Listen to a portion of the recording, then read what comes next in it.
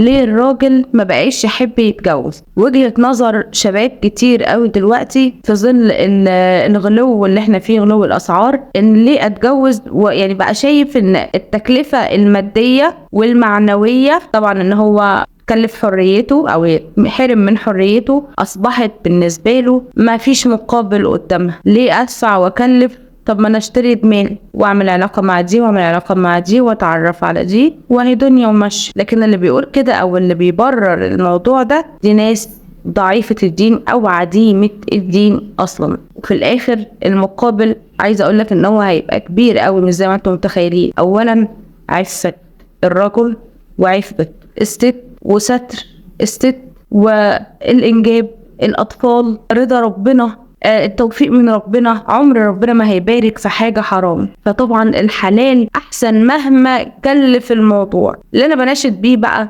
الاهالي ان احنا في ظل الظروف دي ياريت كلنا ان احنا بلاش نغالي في اي حاجة، او بلاش المغالاة في المهور وفي الجهاز والحاجات دي. سهلوا ويسروا على شبابنا سواء بنات او ولاد، واستروا عليهم احسن من التفكير اللي اصبح بالنسبة لهم يستسهلوا الحرام احسن من ان هم يدفعوا فلوس. لا، استر بنتك وعف ابنك وبحاجات بسيطة او وبس، كفاية ان هم يرضوا ربنا.